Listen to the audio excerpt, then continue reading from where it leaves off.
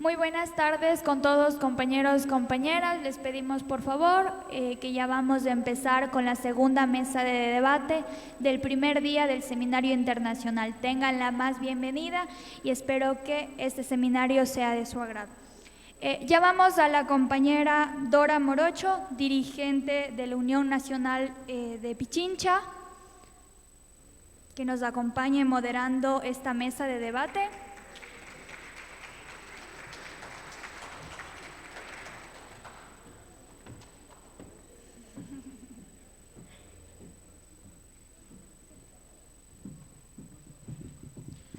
Llamamos al compañero Natael Sarmento, representante de UP de Brasil.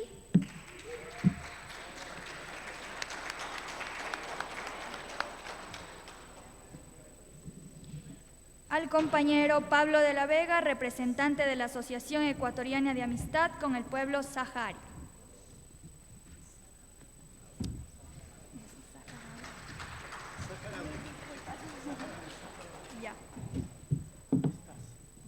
Al compañero Rafael Río Frío, representante de Unidad Popular de Loja.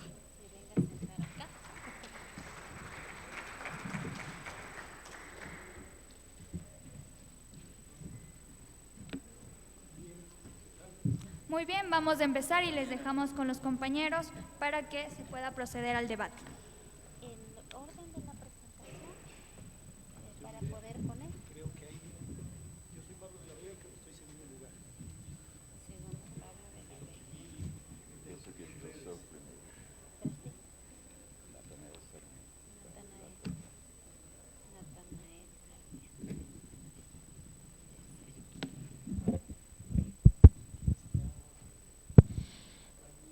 Buenas tardes con todos los presentes. Vamos a dar inicio a esta mesa de debate, así que invitamos a todos a sentarse para poder iniciar con la ponencia de cada uno de nuestros compañeros que se encuentran aquí adelante.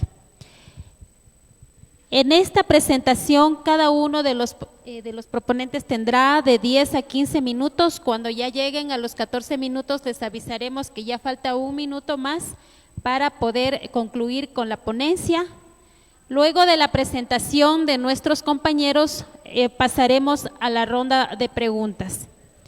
En primer lugar, tenemos a nuestro compañero de Unidad Popular de Brasil, Natanael Sarmiento, quien se va a dirigir hacia ustedes.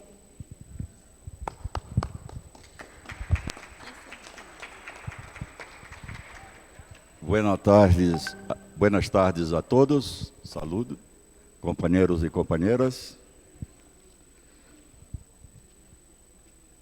El imperialismo y el botín de la deuda de los países capitalistas de la periferia, complot imperialista, la expansión permanente de las fuerzas productivas y del capital y la rigidez de las relaciones de producción del capitalismo, especialmente en la etapa imperialista superior, generan crisis cada vez más frecuentes y prolongadas.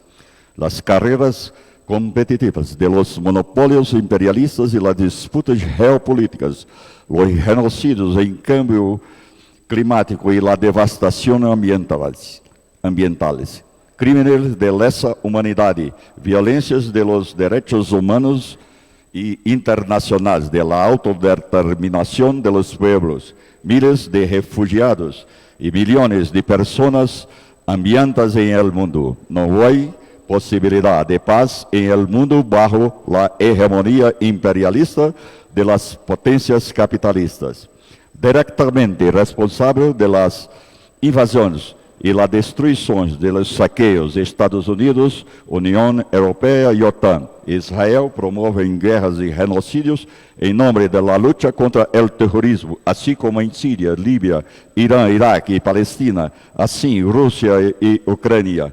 Objetivamente, las potencias capitalistas intentan explotar la riqueza natural, la mano de obra, controlar los mercados y las áreas estratégicas, pero no solo. El imperialismo también aterroriza las regiones bajo la paz romana, mediante la imposición de contratos e intercambios desiguales, políticas arancelarias diferenciadas, monopólios de mercados e outros instrumentos de dominação a países semicoloniales, coloniales e subdesarrollados, e a dependência, a usura e o capital internacional. A deuda do Brasil. A história da deuda externa brasileira é emblemática de uma sujeição contraída e acordada. A independência do Brasil de Portugal em 1822 foi negociada com as classes dominantes de colônia e de los bancos acreedores de Inglaterra. Em el siglo XVII, Portugal e Inglaterra firmaram o Tratado de Methuen, chamado Paños e Vinhos. As classes dominantes de Portugal submergiram a la nação portuguesa a este acordo de guilhotina com o coelho, importando produto manufaturado e industriais ingleses e explotando produtos primários a câmbio. Seguiram sucessivas solicitudes de préstimos a Portugal para compensar o déficit e desequilíbrio da balança comercial. Os bancos ingleses prestaram e aumentaram sua influência sobre Portugal. Quanto mais se endeudava, mais transferia a Portugal as riquezas produzidas em Brasil, ouro, café, açúcar, a Londres. Lisboa era só uma metrópole formal. A nação amiga Inglaterra cargou os préstimos e gastos com interesses e correções usureiros. Em la conta a el coste de la escolta naval inglesa, a la expulsão de las tropas de Napoleão, que finalizou em 1821. Uma quantidade enorme, 3,1 milhões de libras esterlinas de esta dívida foi o preço exigido por los banqueiros ingleses a assegurar a independência do Brasil. A assunção de la dívida portuguesa foi firmada por las elites brasileiras, e isto é el glamour, el grito de independência del 7 de setembro. Se rompeu um vínculo de vassalagem colonial e se criou um novo vínculo de dependência à Inglaterra. A Bolsa da Deuda se infundou. Lo largo de ciclos de dependência, as classes dominantes do Brasil elevaram a deuda externa a níveis máximos, estimados em 8,3 bilhões em 2024. Este custo monetário implica um enorme sacrifício à maioria da população brasileira pobre. De banco em banco, cambiamos de imperadores, portugueses, ingleses, norte-americanos. País endeudado com sua autodeterminação e soberania incautada em los bancos. Os países acreedores imperialistas utilizam instrumentos financeiros como o FMI e o Banco Mundial e definem objetivos de políticas econômicas para os países deudores. Desde o gasto público bajo responsabilidade, amortização e responsabilidade fiscal, hasta el superávit primário de miles de milhões de dólares e el pago a las amortizações e serviços e interesses de la deuda externa. Los medios capitalistas aterrorizam a el fin del mundo quando aumenta el gasto público, especialmente em programas sociais. Los gobiernos sociales liberales quieren mantener los programas de assistência e argumentam que a questão não é reduzir o gasto público, sino aumentar os ingressos, sem gravar as grandes fortunas. Em esta pantomima, dentro dos limites da arena capitalista, os hilos de los títeres são movidos por las manos invisíveis de los monopólios capitalistas. Adelante, Brasil. Lema para frente Brasil, adelante Brasil, foi utilizado por la ditadura militar como marketing del milagro brasileño. Política econômica baseada em la deuda externa, la exportação e la entrega de la riqueza nacional. Um certo ministro da ditadura, orgulhoso de los índices de crescimento del PIB, popularizou a frase: "Hay que hacer crecer el pastel e depois dividirlo. Depois dividirlo." A burguesia se estava atribulada em dólares. A maioria dos trabalhadores e do povo estavam sangrando devido a los recortes salariais e a escassez. A concentração da riqueza cresceu. Os trabalhadores receberam o mínimo necessário para generar plusvalia em la acumulação da burguesia ladrona. Detrás de las grandes obras de la potência del futuro, os golpistas de 1964 escondieron el mar debajo la rendición del país. El regime fascista silenció sus oponentes, censuró la prensa, sequestrados, torturados e assassinados impunemente. Aumentou a dependência externa, desperdiciava bienes públicos e riquezas naturais. Os préstimos bancários em dólares estrangeiros durante 20 anos de ditaduras colocaram a Brasil a la cabeça de los maiores deudores del mundo e de las sociedades mais injustas, antidemocráticas e desiguales. Corrupção e blanqueio de capitais, negócios em paraísos fiscais, contas secretas, os índices de desenvolvimento humano e de la população brasileira, ingresso, alfabetização, taxa de natalidade e esperança de vida, todo confundo. Sin embargo, media decena de multimilionários brasileiros se somaram ao clube de los mais ricos del mundo.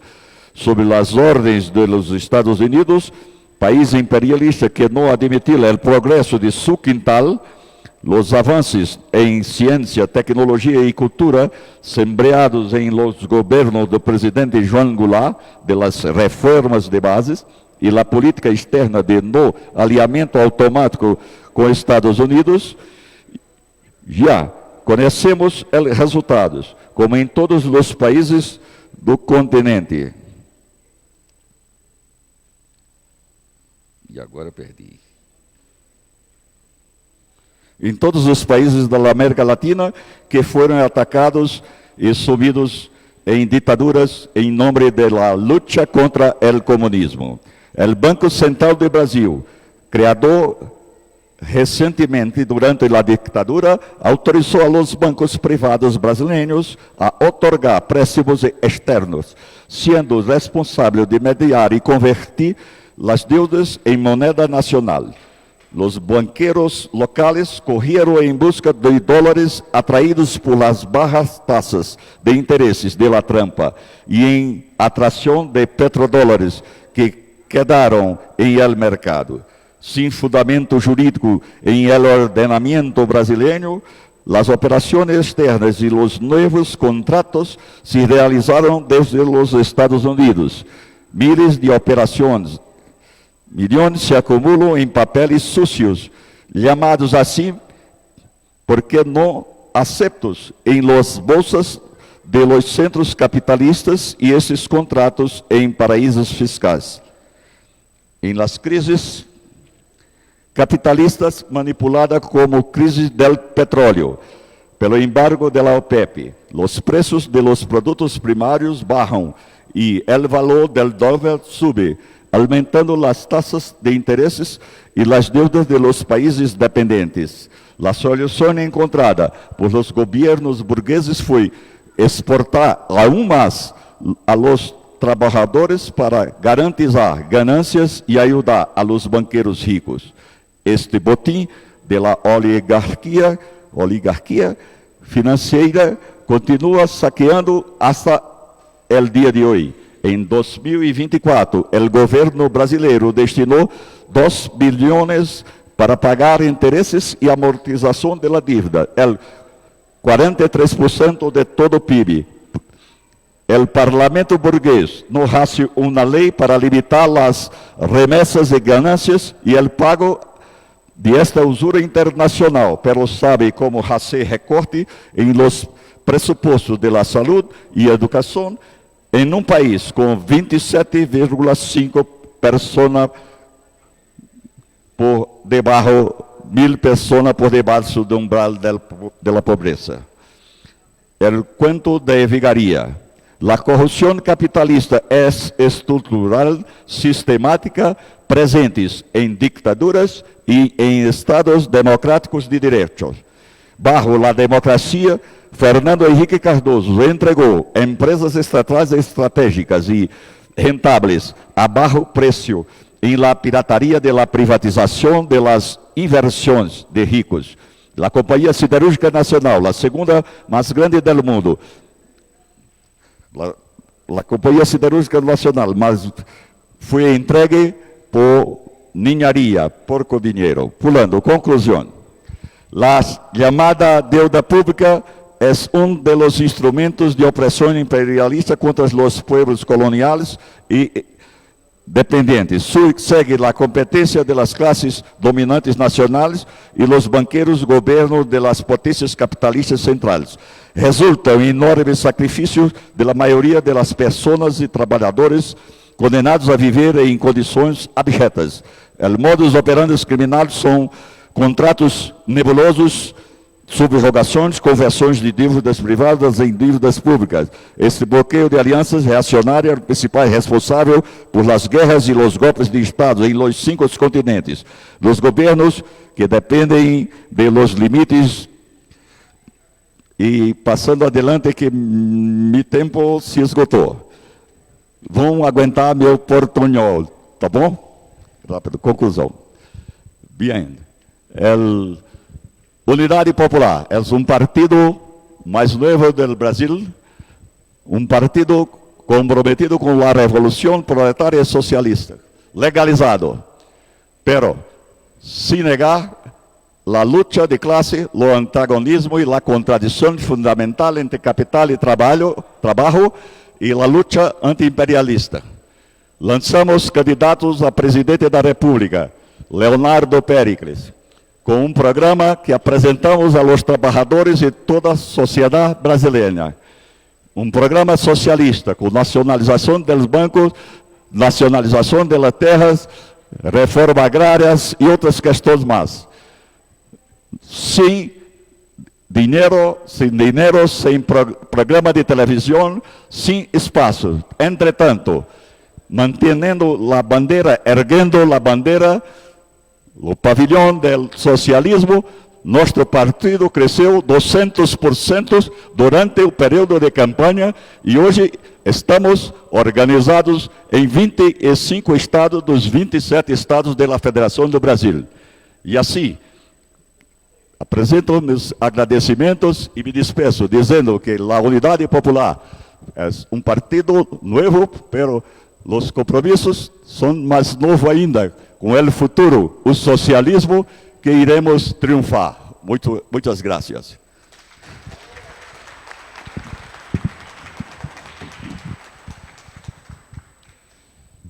Tenemos la ponencia de nuestro compañero Pablo de la Vega en representación de la Asociación Ecuatoriana de Amistad con el Pueblo Saharaui. Muchas gracias. Voy a usar la...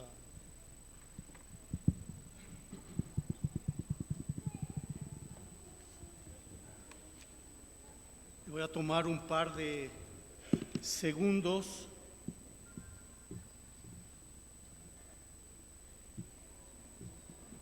Esta es la bandera de la República Árabe Saharaui Democrática. Probablemente a ustedes les llame la atención por la similitud con la bandera del hermano pueblo palestino. Los colores usualmente, los panafricanos, son el rojo, el verde, el blanco y el negro, que los encuentran en distintos pueblos este momento en proceso de liberación nacional. He pedido que me ayuden con una presentación, no sé si ya está en exhibición la lámina.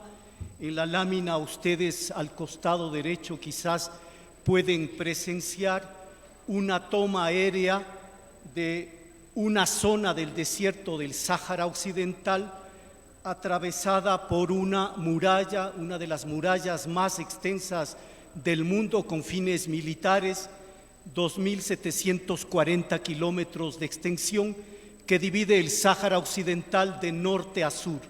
Una muralla construida por la monarquía feudal marroquí con asistencia israelí y financiamiento de la monarquía saudita. Entonces, en la siguiente lámina cito, como lo han mencionado acá ya en algunas ocasiones durante las intervenciones de la mañana, a Lenin. Lenin define el imperialismo como la fase superior del capitalismo. Surge cuando los países capitalistas avanzados buscan expandir su dominio económico y político sobre regiones menos desarrolladas, utilizando métodos como la colonización, la explotación económica directa, la influencia política y la influencia militar para asegurar sus intereses. En la siguiente lámina llamo su atención sobre la repartición de África entre 1884 y 1885. Las potencias neocoloniales europeas se reúnen en Berlín, y la historia conoce este hecho como la Conferencia de Berlín, para repartirse el continente africano, y las potencias que tienen mayor control territorial en esos años son el Reino Unido, Francia, Bélgica, Alemania fundamentalmente. En el mapa que ustedes pueden observar al norte de África, hacia su costado izquierdo, quizás se puede leer Río de Oro, lo que iba a ser la provincia número 53 de España, conocida como el Sáhara Español, hoy la República Árabe Saharaui Democrática, cuyo 75% de su territorio se encuentra ocupado por la monarquía feudal marroquí, como lo he mencionado. ¿Qué decía la Conferencia de Berlín? En la siguiente lámina simplemente menciono cuáles eran los acuerdos.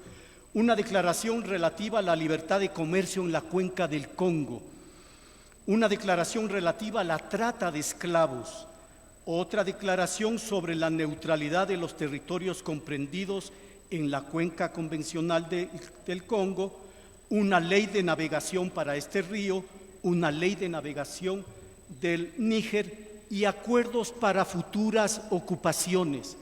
El acta de la Conferencia de Berlín no esconde de ninguna manera las intenciones de los países neocoloniales en la repartición de África y las riquezas que el continente africano tenía y sigue teniendo. En 1914 vemos cómo se ha consagrado la repartición del continente africano, y si la lámina es un tanto clara, ustedes pueden percibir ya algunos países que han surgido luego de la distribución inicial entre el 84 y el 85. Destacamos Argelia, vemos en la zona central una enorme zona llamada África Occidental Francesa, y en el sur inclusive algunos territorios como la África del sudoeste alemana, la ahora Namibia. Recuerden que Namibia también adelantó o emprendió un proceso de liberación nacional. En 1914 se consagra el expolio y la expropiación de las riquezas y de las tierras de África. Surge posteriormente Naciones Unidas en 1945. Entre la repartición inicial de África y la colonización en 1914 y el 45, se dan la Primera y la Segunda Guerra Mundial entre las potencias, también por la distribución territorial, por ambiciones geopolíticas, por las riquezas en países en África, en Asia e inclusive en Europa. ¿Quiénes fundan las Naciones Unidas? La Conferencia de San Francisco en 1945 son 46 países que luego invitan a Bielorrusia, invitan también a Dinamarca, Argentina, 50 países que se consideran los vencedores de la Segunda Guerra Mundial estructuran esta nueva organización global y la estructuran desde su propia lógica, desde la lógica del poder. Por eso es que ahora tenemos una telaraña, un gobierno global impresionante que responde a los intereses de las grandes potencias vencedoras de la Segunda Guerra Mundial. El momento que se crea el Consejo de Seguridad, por ejemplo, uno de los más importantes y poderosos órganos de Naciones Unidas, se pensó que podía servir de contrapeso a ese poder que iban acumulando los Estados miembros permanentes, las 5 potencias triunfadoras de la Segunda Guerra Mundial. Y ahora hemos visto que el Consejo de Seguridad se ha convertido en cómplice de una serie de atrocidades a nivel internacional. Sin embargo, Naciones Unidas tiene luces y sombras. En la siguiente lámina ustedes ven el título, la portada de la Carta de las Naciones Unidas, esta suerte de carta fundacional de la organización global. Y simplemente llamo la atención sobre uno de los principios básicos que quisiera que recuerden en estos procesos de liberación nacional. Dice: fomentar entre las naciones relaciones de amistad basadas en el respeto al principio de la igualdad de derechos y al de la libre determinación de los pueblos. La libre determinación de los pueblos, que se convierte en el principal argumento político jurídico para que aquellos pueblos que estaban siendo sometidos por las colonias emprendan procesos de liberación nacional. El otro instrumento que me permito llamar la atención es la Declaración Universal de Derechos Humanos, que es tan mencionado, lo cita todo mundo, todos los gobiernos hablan de la Declaración Universal, pero realmente entre su contenido y la aplicación hay todo un abismo. Yo llamo la atención solamente por el tercer preámbulo de la Declaración Universal.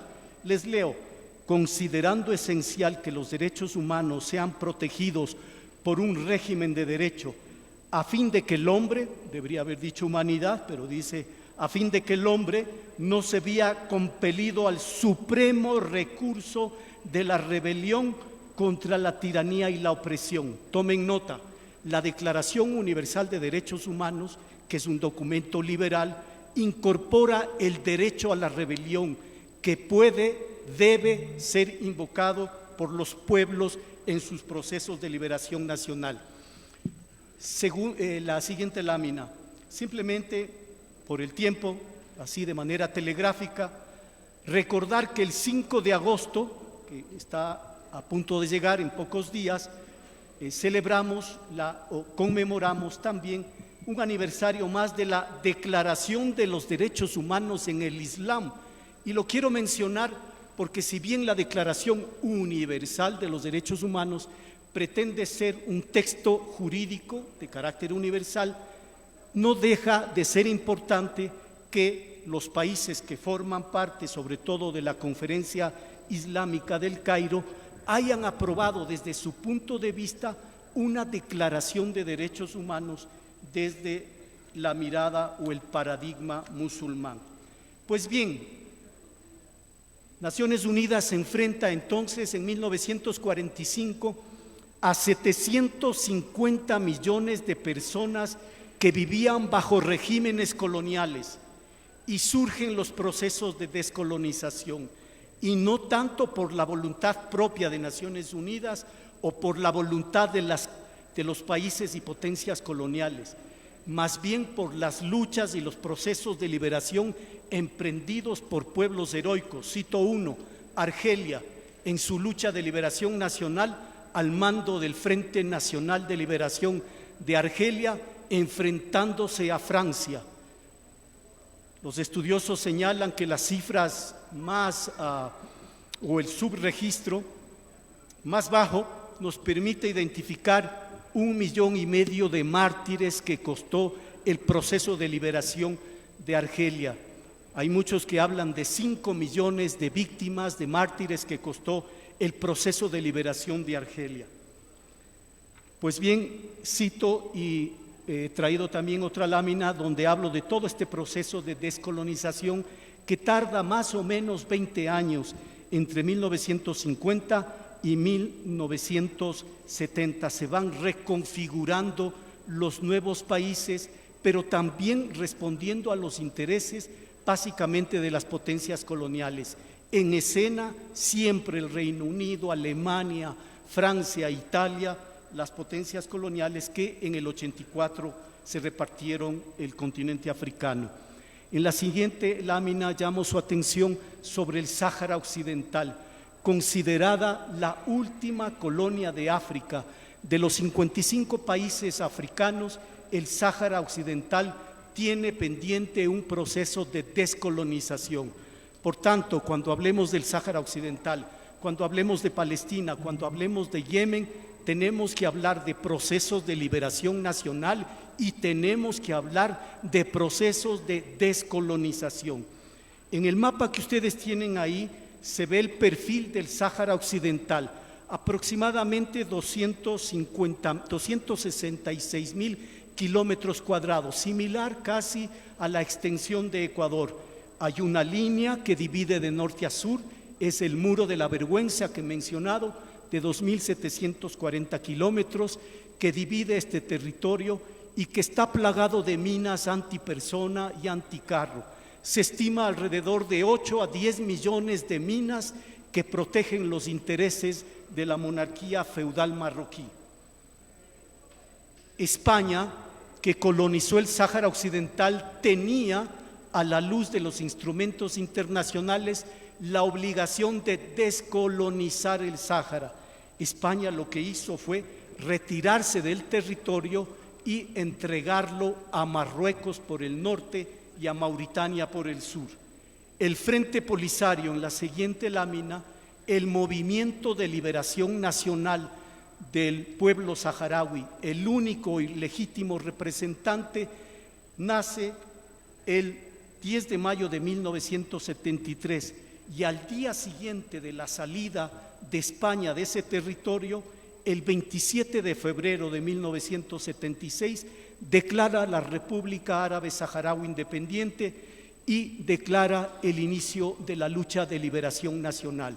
El Frente Polisario ha emprendido desde entonces una batalla militar, este momento, una batalla política, una batalla diplomática y una batalla jurídica en los foros internacionales, incluido la Corte Internacional de Justicia.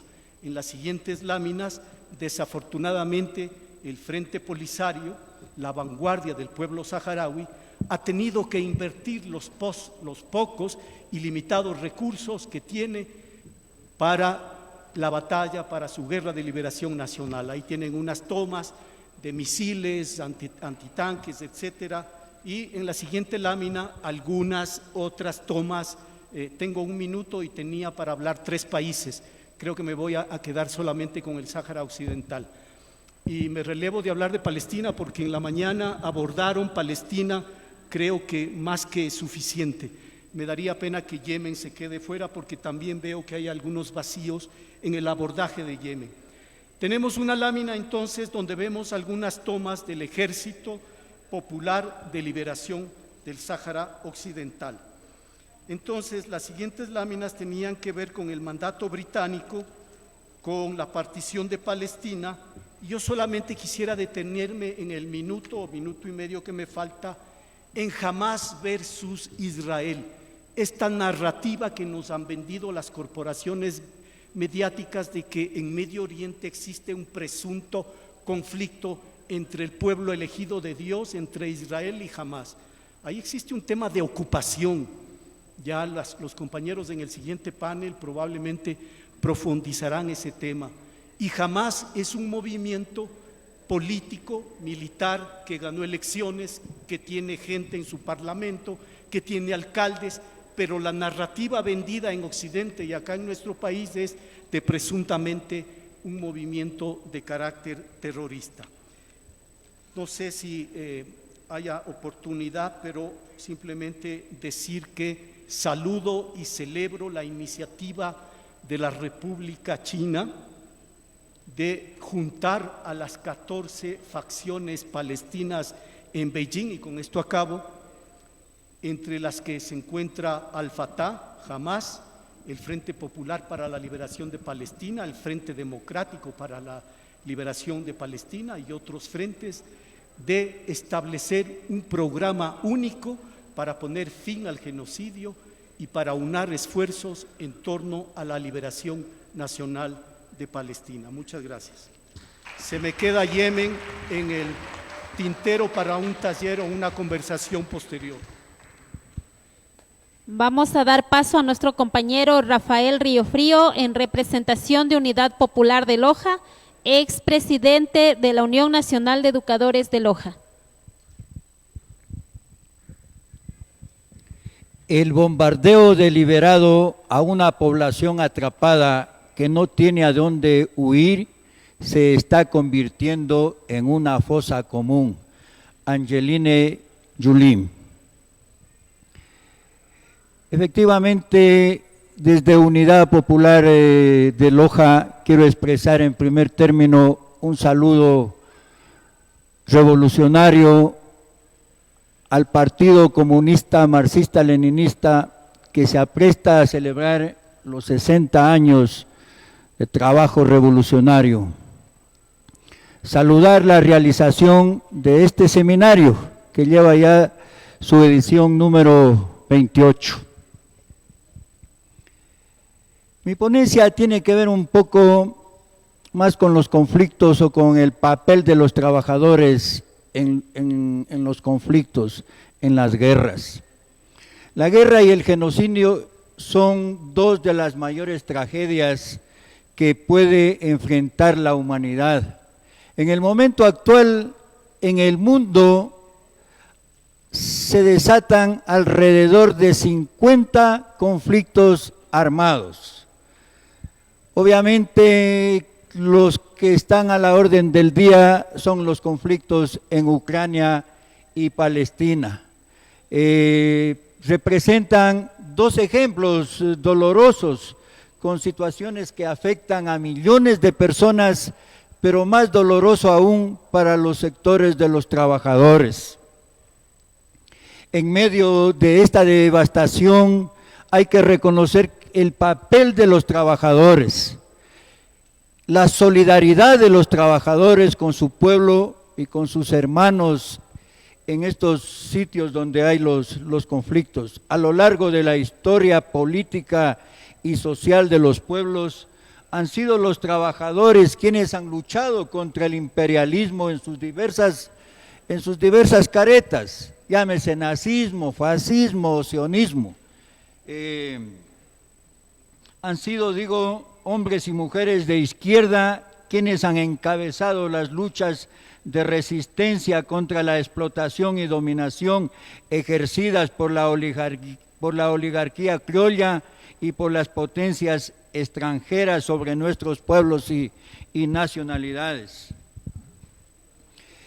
A nivel mundial, los trabajadores se han unido contra la opresión y la explotación, contra la guerra, el imperialismo y el genocidio. Estas luchas han pasado desde levantar la voz, hacer huelgas y protestas, hasta movimientos armados de liberación, como se dijo recientemente. Muchos de estos movimientos han terminado realmente en la liberación de sus pueblos. En América Latina, hace poco celebrábamos un aniversario más del movimiento de liberación, el movimiento 26 de julio en Cuba, el Frente Sandinista en Nicaragua, el Frente Farabundo Martí para la Liberación Nacional en El Salvador, entre otros de los movimientos que han venido luchando, a lo largo de la historia para liberar a sus pueblos.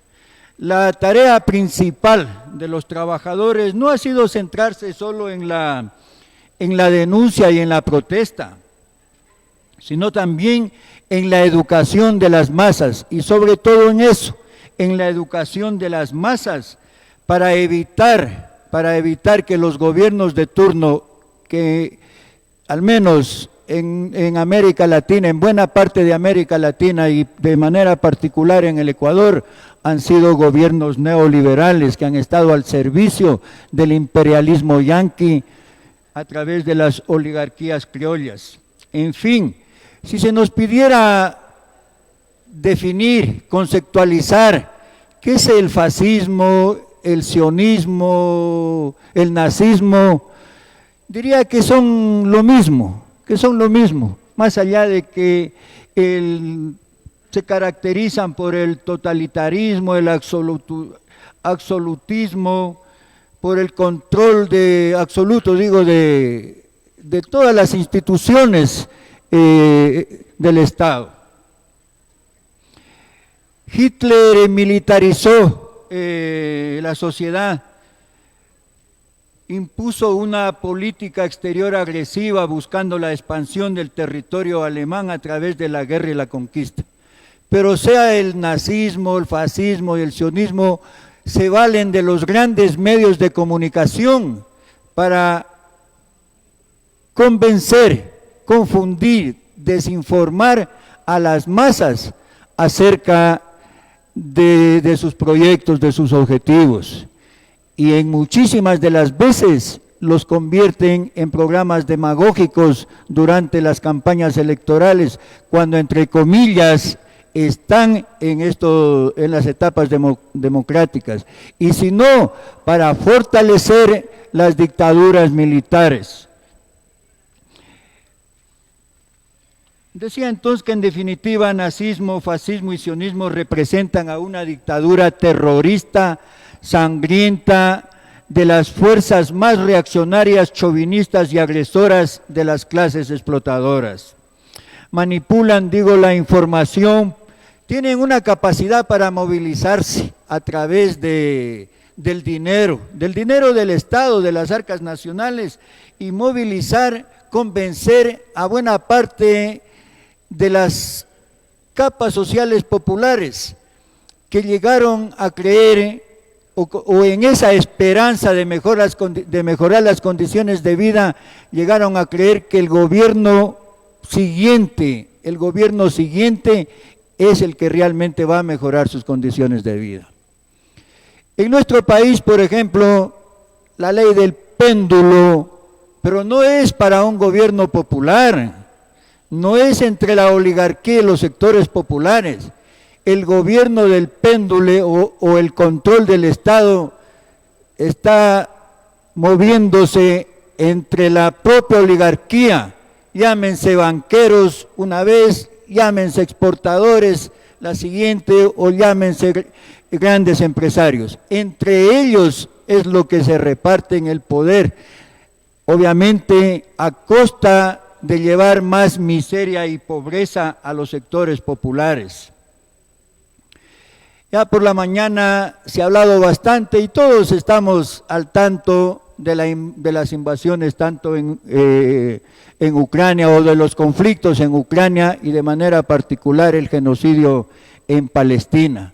Sin embargo, vale decir que el presidente Putin o el gobierno ruso acusa o justifica su invasión al gobierno ucraniano porque considera que este gobierno está nazificado, que este gobierno se militarizó y su pedido de entrar a la OTAN pone en riesgo a la región y a los propios intereses de Rusia. Es decir, esto confirma que los conflictos, una vez más, se dan por los intereses imperialistas. Y obviamente a Rusia le conviene mantener alejada a Ucrania de la órbita rusa. Le conviene mantenerla, alejada, para poder tener controlado el acceso al mar, donde le es difícil al gobierno ruso controlar, esta región.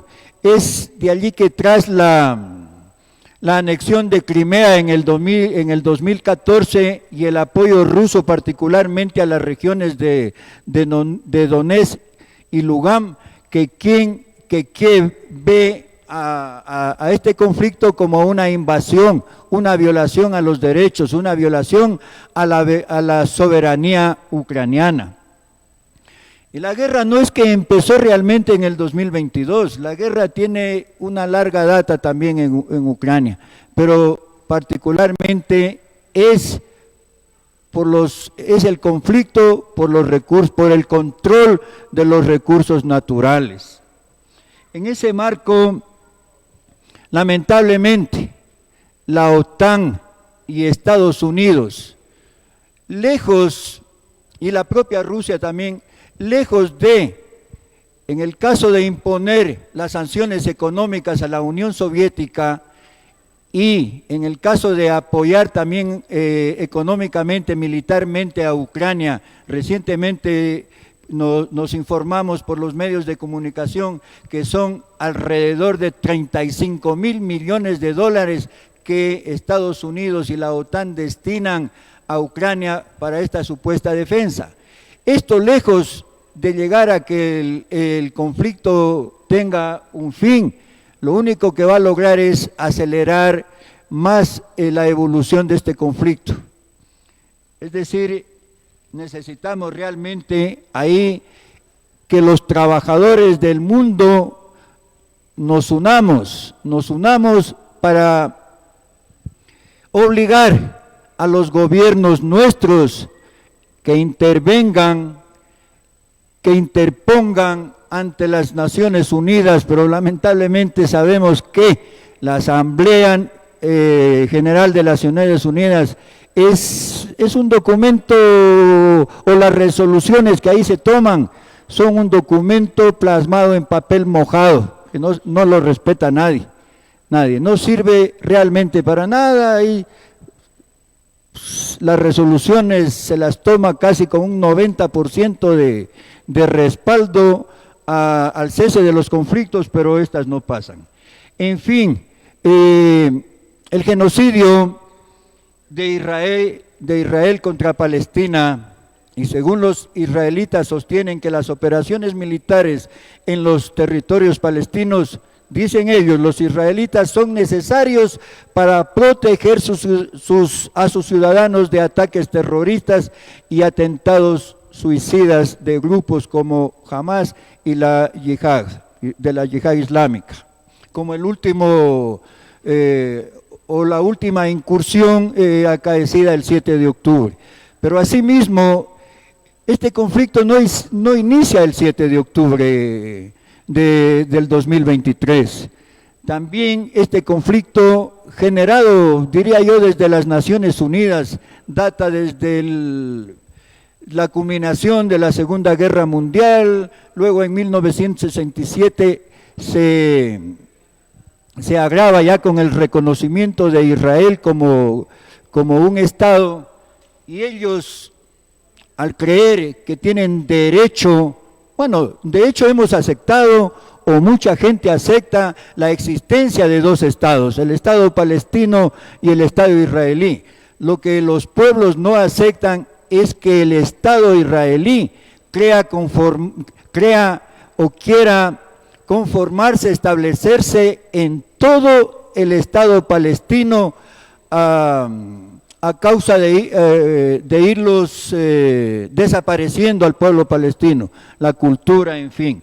Eso es lo que ha venido pasando, y entonces los israelitas dicen que definitivamente es por eso, por defender a sus pueblos. Sin embargo, y al respecto, Edgar H. López señala en su artículo Los crímenes del sionismo contra la humanidad, y afirma que la Red Islámica Internacional de Judíos Antisionistas está comprometida con las luchas de emancipación humana, de las cuales la liberación de los habitantes palestinos en su tierra es parte primordial. Es decir, como dice el vulgo, es puro cuento eso.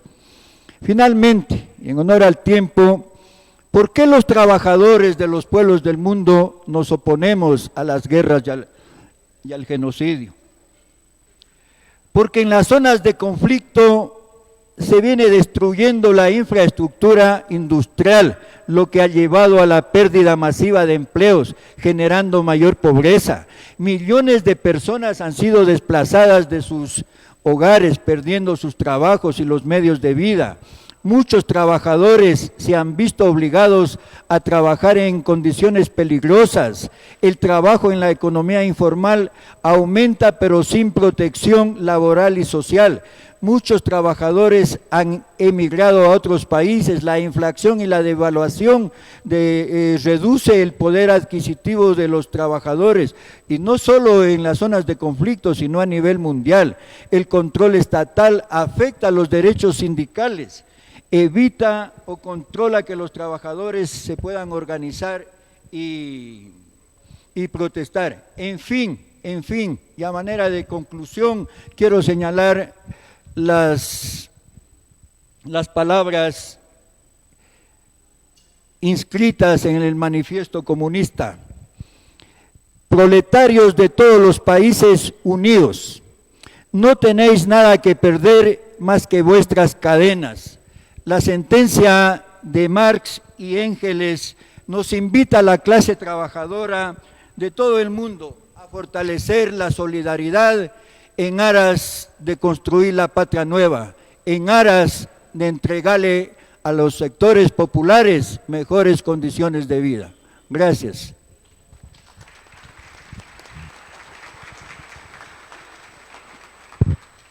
Bien, luego de la exposición que han dado cada uno de nuestros compañeros, vamos a dar paso a la ronda de preguntas que será pues de ustedes, estimados compañeros que están en el auditorio, referente a los temas que se han hablado, así que tienen 3 minutos aquellos que necesiten pues pasar para la ronda de preguntas.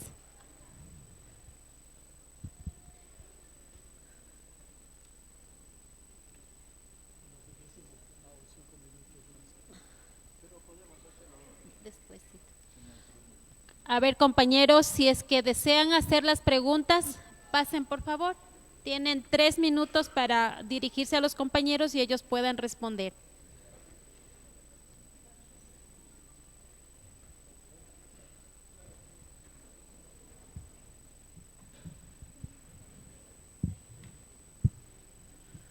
Buenas tardes, compañeros asistentes al Seminario Internacional. 2 preguntas concretas. La primera al compañero que está a mi lado izquierdo.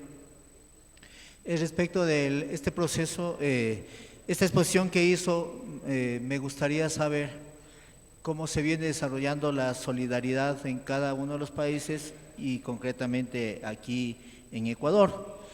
Y la segunda, como ya se le acabó el tiempo, manifestó de que quería hablar también sobre Yemen, si tal vez en esta parte podría tal vez hacernos algún resumen respecto del problema que está viviendo Yemen. Esas 2 situaciones del compañero. Gracias.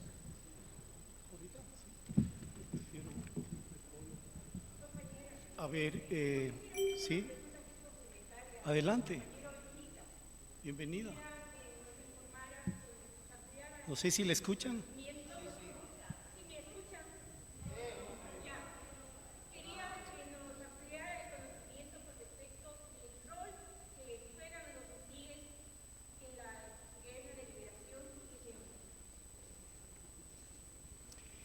Respecto a los movimientos de solidaridad, no quiero ser ingrato en nombre de la Asociación Ecuatoriana de Amistad con el Pueblo Saharaui. Debo reconocer que desde cuando los compañeros del Frente Polisario hace ya 20 años empezaban a visitar con mayor asiduidad, continuidad acá a Ecuador, fue en su momento el Movimiento Popular Democrático y específicamente la Unión Nacional de Educadores que siempre nos abrieron las puertas. Esa fue una de las fuerzas sociales con las cuales constituimos la Asociación Ecuatoriana de Amistad con el Pueblo Saharaui. Tenemos una red a nivel latinoamericano que se llama Plataforma Latinoamericana de Solidaridad, Latinoamericana y Caribeña de Solidaridad con el Pueblo Saharaui, así es que las puertas están abiertas. Si alguien quiere trabajar por esta causa que es más bien un tanto desconocida por el poder mediático europeo y por y por la política diplomática de los dólares utilizado por la monarquía marroquí, que suele comprar periodistas, políticos, dirigentes sociales, parlamentarios. La monarquía marroquí no suele tener un límite para los sobornos que utiliza para vender su tesis de la autonomía ofrecida al pueblo saharaui. Un pueblo que está luchando por la liberación nacional no recibe a cambio una propuesta de autonomía. Hay normas internacionales que hablan del derecho a la libre determinación de los pueblos. Quizás primer segmento. Segundo segmento, el tema Palestina. También existe una dinámica bastante antigua de solidaridad con el pueblo palestino. El Comité Ecuatoriano de Solidaridad con el Pueblo Palestino tiene al menos unos 20 años y trabajó desde la ciudad de Guayaquil, donde se estableció la Oficina de Coordinación Palestina, cuya directora era la compañera Mariam Tuma Abu Hayar. Ahora existe la Unión Ecuatoriana Palestina en Guayaquil, y acá en Quito existe también un esfuerzo que intenta ser unitario con distintas organizaciones que surgieron a favor de la causa palestina a partir de los sucesos del 7 de octubre. Pero eso no significa que familias palestinas, colectivos palestinos, colectivos de ecuatorianos y de otras nacionalidades no hayan acompañado a la causa palestina. Ahí tenemos un desafío, no sé, similar a la lucha de otros pueblos, el fraccionamiento político. Necesitamos sentarnos también en una mesa en torno a acciones más contundentes de cara a la solidaridad que necesitan nuestros pueblos. Por ejemplo, durante el gobierno del señor Lasso, él visitó Jerusalén y abrió una oficina de innovación comercial violando las normas de la Resolución 181 de Naciones Unidas. Ningún país debía haber aperturado una oficina diplomática o comercial en Jerusalén. El señor Lasso lo hizo. Firmó un memorándum de entendimiento, el camino a un tratado de libre comercio. Existe un intenso comercio de armas con el padre de la canciller. A eso tenemos que ponerle cuerpo y cara a través de movimientos de solidaridad más sólidos, más propositivos y con mayor capacidad de acción. No sé si dejo algo en el tintero del compañero que preguntaba, los hutíes. Los hutíes, me voy a tomar 2 minutos, disculpen. Los hutíes son un movimiento o forman parte de un movimiento político armado insurgente de naturaleza o de origen chiita que opera en el noreste del Yemen.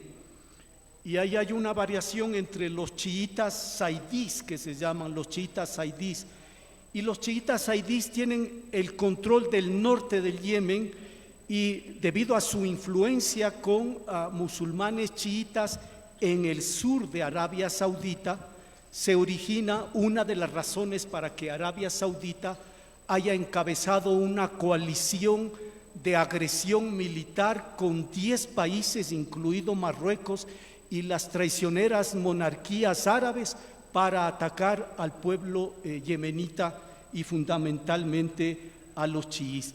Y hablo con toda la rabia contra las monarquías árabes, porque ellas, con la cantidad impresionante de dinero que tienen, podrían contribuir para facilitar los procesos de liberación nacional, y lo que hacen más bien es apuntalarse en esos tronos que lo único que pretenden es vivir de sus comodidades a costa de los pueblos árabes empobrecidos por las neocolonias y los países neocoloniales de Europa.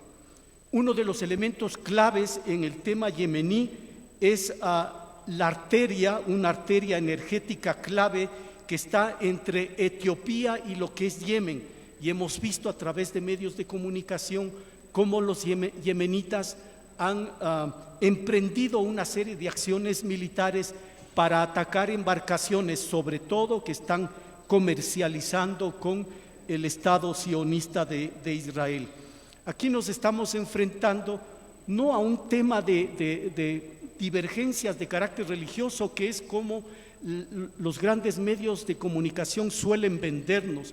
Es un proceso de liberación de un sector del pueblo yemení frente a los intereses monárquicos de Arabia Saudita en la zona, que finalmente lo que hacen es garantizar los intereses sobre todo de Estados Unidos y del Reino Unido.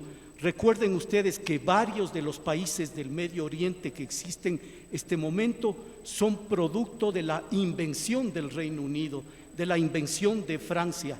Francia, con el mandato francés, dividió a Siria, dividió a lo que ahora es Líbano, creó el Reino de Jordania, creó Arabia Saudita a través del mandato palestino y del mandato francés. Existen intereses específicos, no es un tema simplemente de enfrentamientos entre corrientes religiosas, son intereses económicos los que están de por medio. Me hubiese gustado mostrar unas láminas, pero no hay cómo en este momento.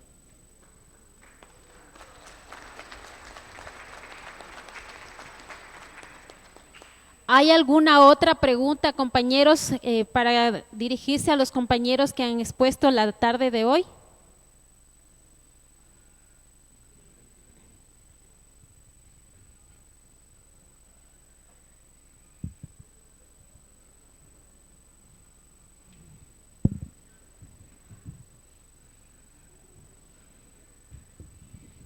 En realidad, una es una opinión muy breve de algo que tal vez no entendí muy bien respecto de lo que planteó el compañero de los procesos de liberación. Y luego una pregunta al compañero de Brasil. En relación a la duda u opinión que me quedó en relación a los procesos de independencia de África, todos los procesos de descolonización, yo entiendo que vinieron de la mano de esas grandes luchas liberadoras después de la derrota del fascismo, cuando la mitad de Europa pasó al socialismo y cuando se realizó la Revolución China y los países de África se liberaron y se independizaron. Entiendo, porque no entendí bien si el compañero plantea que esos procesos, hasta donde hayan llegado, creo que esos procesos de descolonización fueron gigantescos y fueron parte de todas esas luchas que se dieron en ese momento donde donde un tercio del mundo estaba en el socialismo. Opinión. Y respecto al compañero de Brasil, quería preguntarle cómo ven el bolsonarismo, si ven que tiene, si se está fortaleciendo, si hay posibilidad de combatirlo y cómo piensan hacerlo.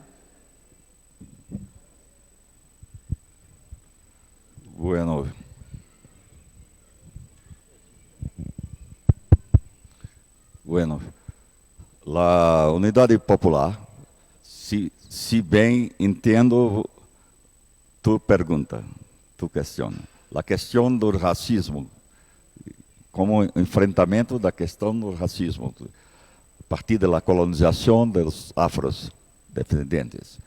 A Unidade Popular realizou seu primeiro congresso de negros, formando uma organização própria.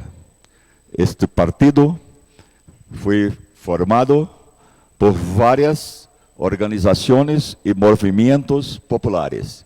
O MLB, Movimento de Luta por Viviendas Dignas para os Pobres. Movimento de Mulheres, Olga Benário.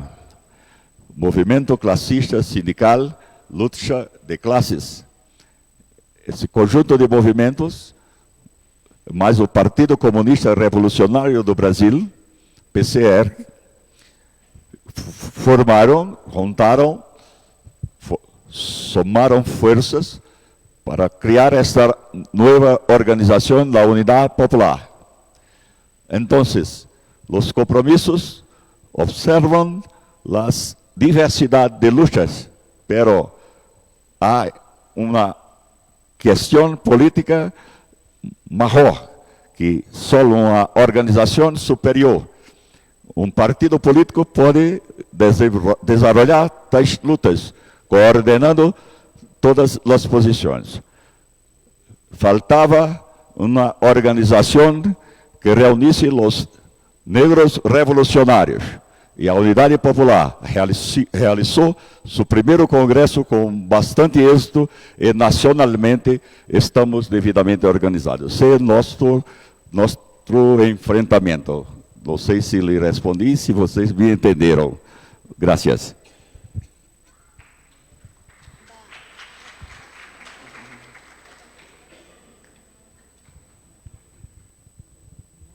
No sé si entendí bien la inquietud, pero llamar su atención que los procesos de descolonización que se dieron entre 1950 y 70 no resolvieron la situación de África.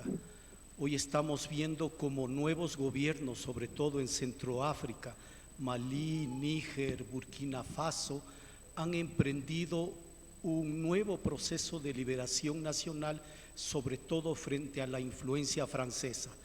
Alrededor de 14 países centroafricanos, por acuerdo con su metrópoli, con Francia, depositan al menos el 50% de su reserva monetaria en los bancos franceses, en la Reserva Nacional Francesa. Eso no es liberación nacional, evidentemente.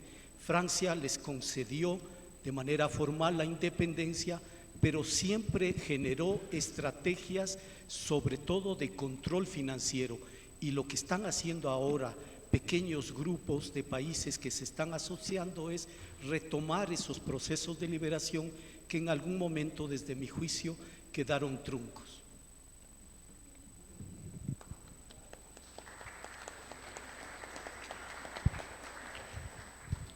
¿Hay alguna otra pregunta, compañeros? Levante la mano si es que hay alguna otra pregunta, si no, damos paso a la segunda parte de la intervención de nuestros compañeros para poder concluir con esta ponencia. ¿No? En este momento vamos a tener la segunda parte, compañeros, tienen 4 minutos para poder mencionar acerca de sus ponencias y de esa manera ir concluyendo. Vamos a dar paso.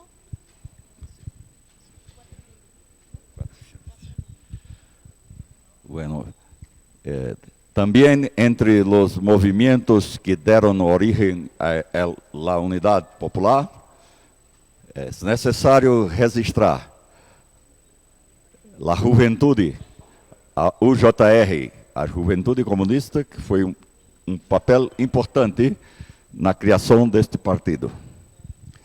Bem, a conclusão a que chegamos, o imperialismo utiliza as guerras como seu instrumento de opressão quando não é possível, dentro da legalidade, da paz romana, explotar al máximo os trabalhadores e trabalhadoras. A guerra e o fascismo são os dois caminhos das burguesias e isto é fato, hecho histórico. A história conta e se repete como o idiota, como diria Honoré de Balzac. Neste sentido. Marx diz que a história não se repete, mas os caminhos do fascismo e das guerras são as saídas para as crises imperialistas. A Primeira Guerra Mundial, a Segunda e a atual, que está em pleno desenvolvimento, com mais de 50 conflitos ocorrendo em toda a Terra.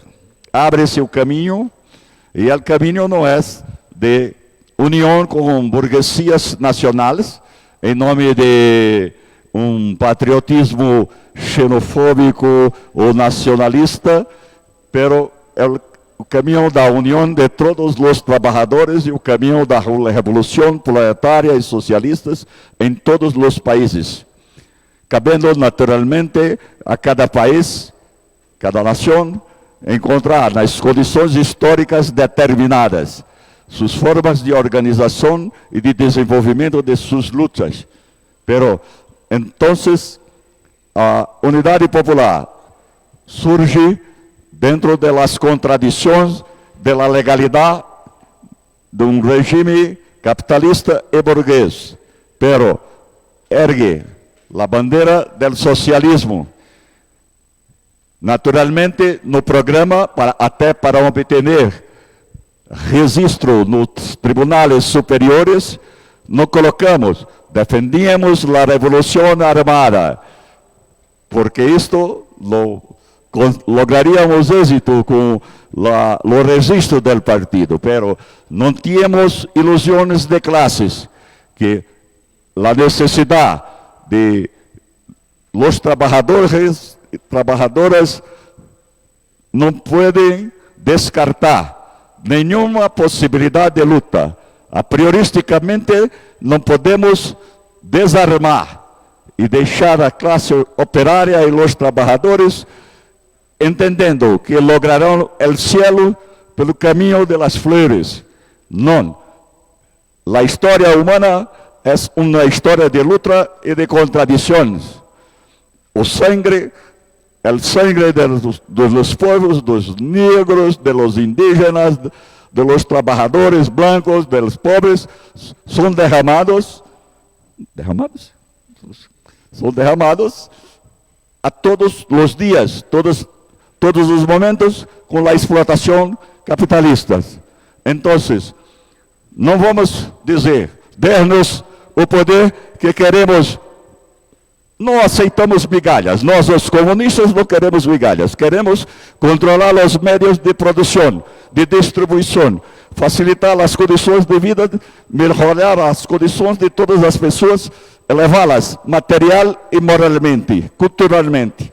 Ustedes aceitam compartilhar? Não aceitarão. Então, o confronto é algo inevitável. Então, teníamos que preparar as classes obreras para todas as condições de lutas e de batalhas. Muitas graças.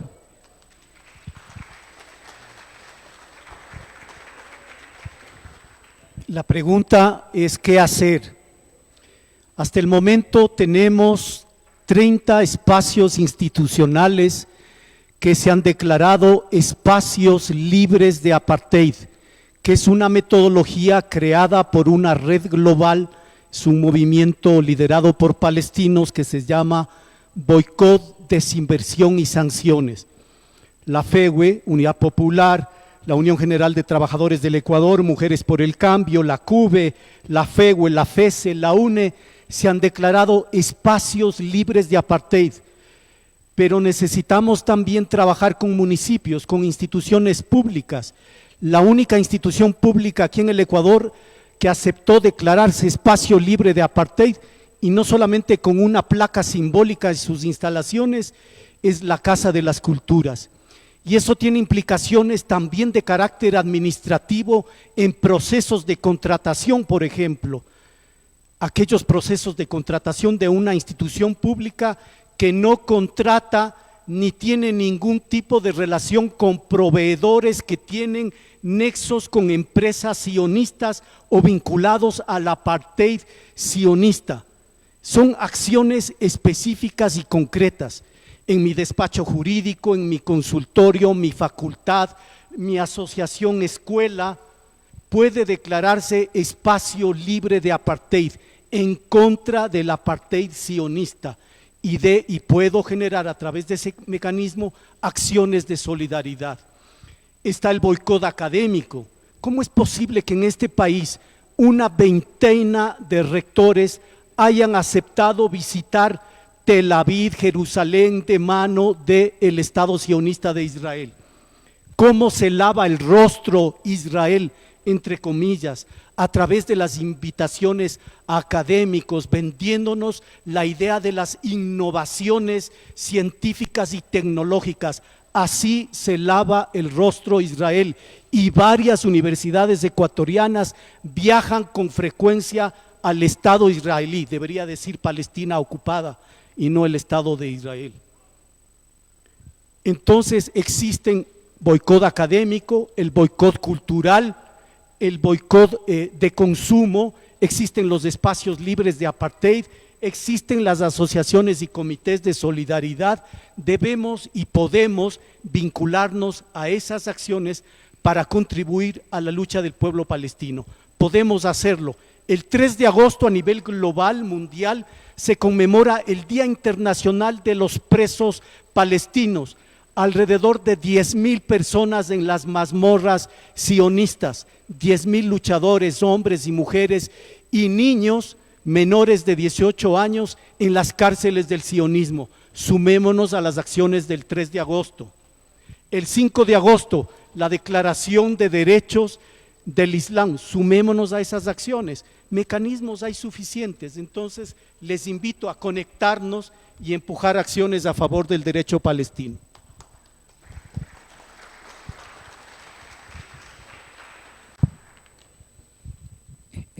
En ese mismo marco de las palabras finales del compañero, creo que nos corresponde a los sindicalistas, a los trabajadores, a las universidades, instituciones de carácter público y privado, amplificar las voces de las víctimas para que los gobiernos escuchen la verdadera realidad que vive la gente en estas zonas de conflicto y particularmente el pueblo palestino. La dimensión de lo que se vive allí no es conocida realmente por los ciudadanos de a pie.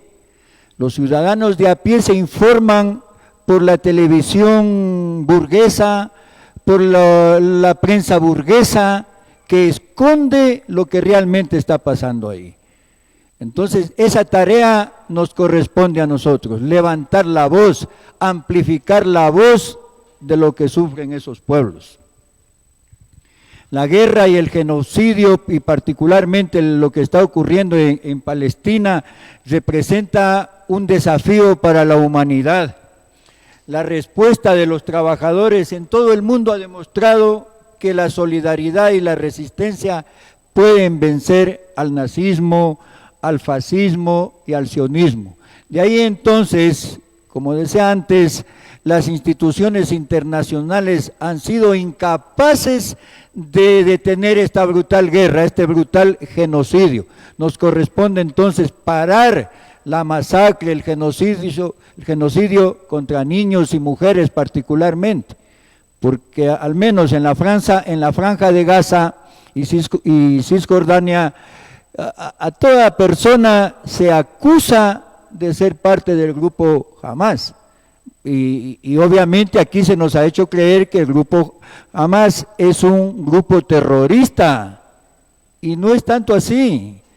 El grupo Hamas es un grupo político que gobierna en la franja de Gaza, es un grupo militar, desde luego, tiene un brazo armado, y obviamente viene luchando por la verdadera liberación de Palestina. Gracias.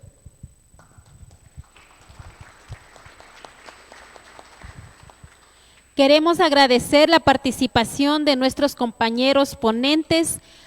Vamos ahora a un receso. A las 5 de la tarde nos volvemos a instalar aquí con el tema en la mesa redonda sobre el genocidio en Palestina. Muchísimas gracias, estimados compañeros.